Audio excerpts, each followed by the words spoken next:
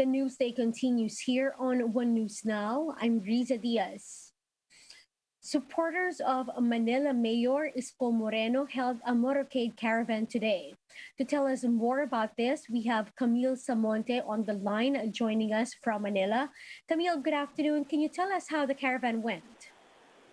Yes, Riza, nearly 100 people joined the motorcade caravan in Manila to show support for presidential aspirant Manila Mayor Isko Moreno.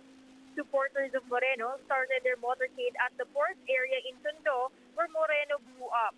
White bandanas and poster of Moreno and his vice presidential tandem, Dr. Willie Ong, were seen hanging in cars and motorcycles of the supporters. Senatorial candidate Samira Guto, who is part of Moreno's ticket, also joined the motorcade. Most of the supporters who joined the caravan are residents of Manila, who first-hand experienced Moreno's leadership.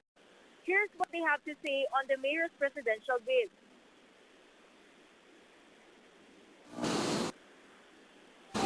Pinangako niya noon sa Maynila, nung tumakbo siyang mayor, natupad niya. Siyempre gusto rin namin na lahat maranasan din nila kung ano yung naranasan ng Maynila. Okay naman po yung pamumuno ni Isko doon. Naging maayos po yung Maynila po as a whole. Especially po doon sa Tondo, sa Divisoria. Riza, today's motorcade caravan coincides with the birthday of Mayor Isko Moreno and Vice Presidential aspirant Dr. Willie Ong. So far, they have no public events scheduled today. Several volunteer groups, meanwhile, are also planning to hold a motorcade caravan in different provinces in the coming days to express their support for Mayor Isko Moreno. Riza? Thank you for that update. That's Camille Samonte reporting live from Manila. Now, the World Health Organization calls on governments to prioritize vaccinating frontline healthcare workers against COVID-19. According to the WHO, about 115,000 health workers have died from COVID in the first 5 months of 2021 alone.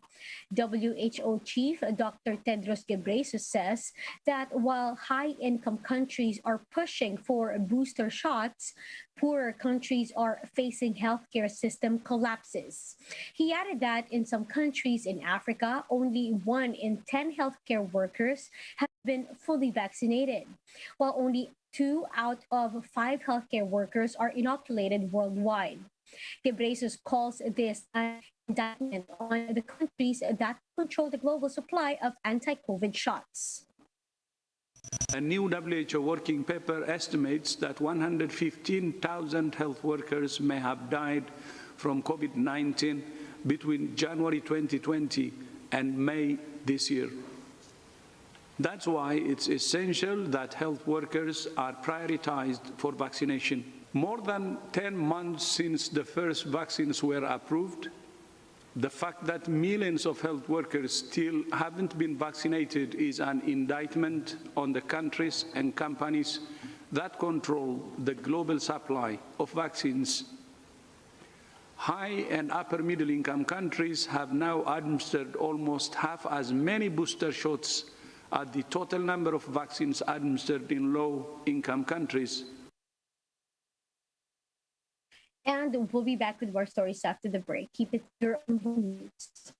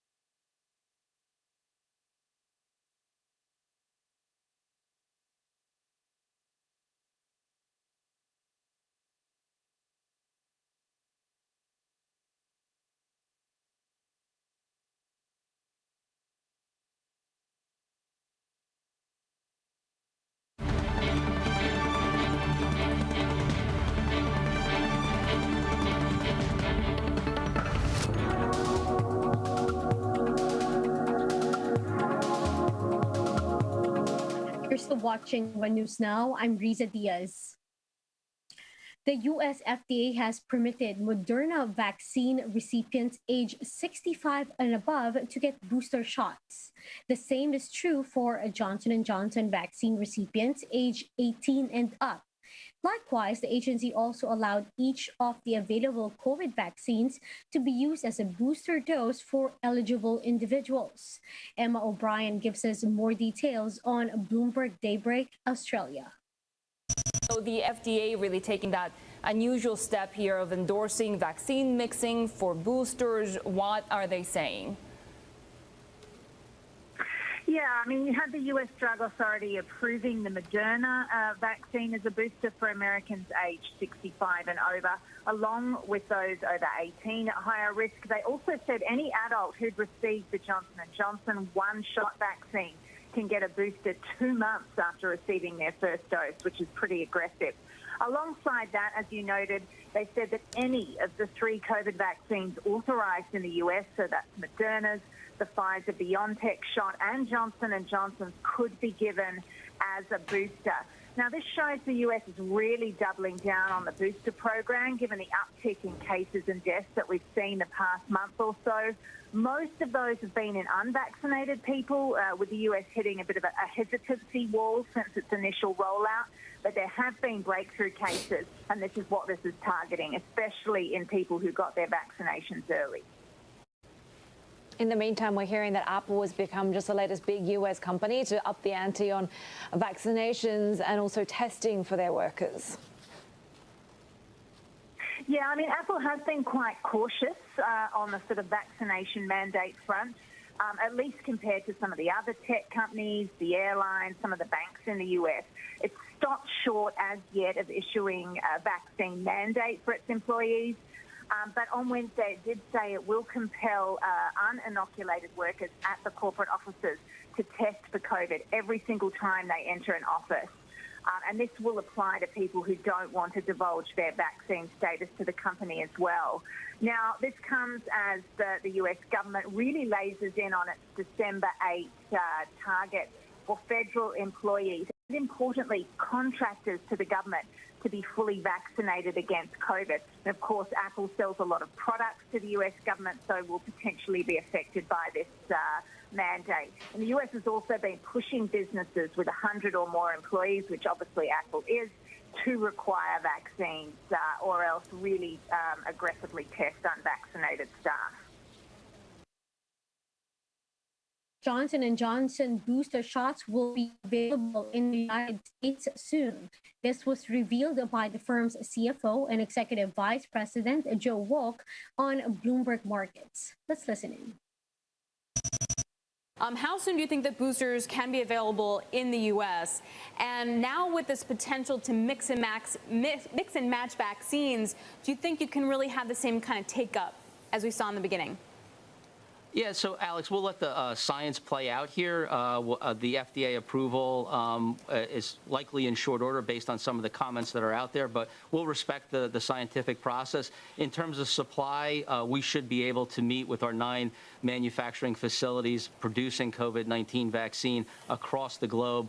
We should be able to meet whatever demand is out there. We'll continue to watch the situation. I do encourage investors, though, and I did this on the analyst call just this morning, that the vaccine for Johnson & Johnson really presents only upside. The strength of our business, the growth that you've seen this quarter across all 3 units is really the story of not just last year, but this year as well, and I think it's going to be the story of the future. We're certainly proud of the contributions we made to end the pandemic with respect to our vaccine, but investors shouldn't get overly giddy or overly pessimistic with respect to vaccine news.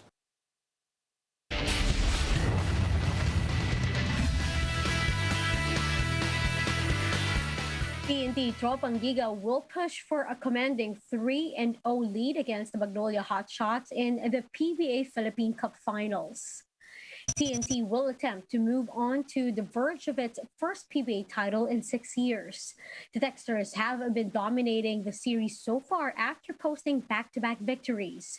The Hotshots, on the other hand, will try to bounce back from a 0-2 deficit, which had happened numerous times in the past.